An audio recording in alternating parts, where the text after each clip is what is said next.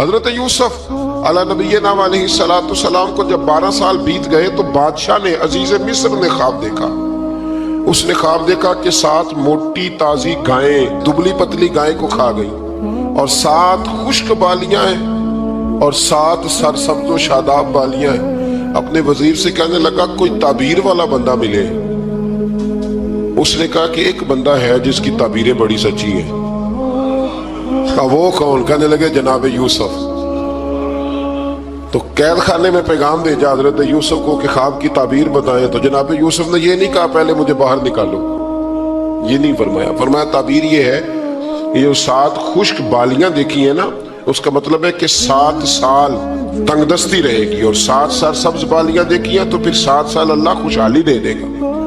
اور فرمایا یہ جو تم نے گائیں دیکھی ہیں موٹی تازی وہ کھا گئی، فرمایا اس کی تعبیر یہ ہے کہ کوشش کرنا کہ جو تمہارے پاس دن یہ چل رہے ہیں جن میں سرسبز و شاداب ہے کھیتیاں، تو 7 سالوں کے لیے اناج جمع کر لینا، بالیوں کے اندر ہی رہنے دینا، باہر نہ نکالنا.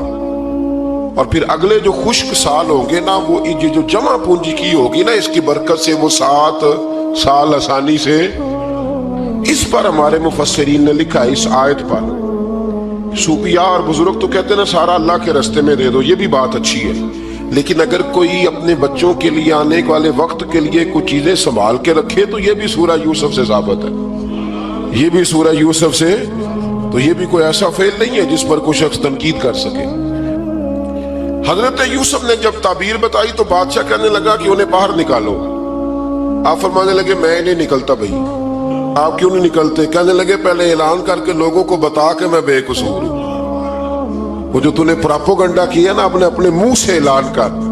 اس نے جناب زلیخا کو بلایا، ان عورتوں کو بلایا، وہ عورتیں ساری سامنے آئیں، انہوں نے گواہی دی کہ یوسف تو بے گناہ ہے. پر سال کتنے لگ گئے؟ اللہ اکبر، 12 سال لگ گئے. یقین کریں کچھ لوگوں کو یہ ثابت کرنے میں نا کہ میں ٹھیک ہوں زندگی بیت جاتی ہے، اور میں تمہارا خیر کا ہوں زندگی بیت جاتی ہے. لوگوں کو ہوش تب آتی ہے جب مزار پر چادر ڈالنے کا ٹائم آ جاتا ہے، ہوش تب آتی ہے، لیکن پھر ہوش کا کوئی فائدہ. 12 سال کے بعد بادشاہ نے ان کو بلایا اور کہنے لگا کہ یہ جو خواب میں نے آپ کو سنایا اب کرنا کیا ہے؟ تو حضرت یوسف کہنے لگے تم سے کچھ بھی نہیں ہوگا. اگر کچھ کرنا ہے تو پھر یہ خزانے کی ذمہ داری میری لگاؤ. اگر کوئی قابل آدمی ہو تو وہ آگے بڑھ کے بات کر سکتا ہے. یہاں ہر بندہ ہی آگے بڑھ کے کہتا ہے مجھے دے دو ڈیوٹی، لیکن قابل ہو تو وہ آگے بڑھ کے بات کرے اور سمجھے کہ میرے علاوہ کسی کے لیے مشکل ہے تو پھر وہ آگے بڑھے. حضرت یوسف نے جب کہا تو انہوں نے آپ کو وزیر خزانہ بنا دیا. پھر ایک وقت آیا کہ وہ عزیز مصر ہی بن گئے. قحط پڑ گیا. جب مصر میں قحط پڑا تو دائیں بائیں بھی قحط پڑا. کنعان کے آپ رہنے والے تھے، وہاں بھی قحط پڑا.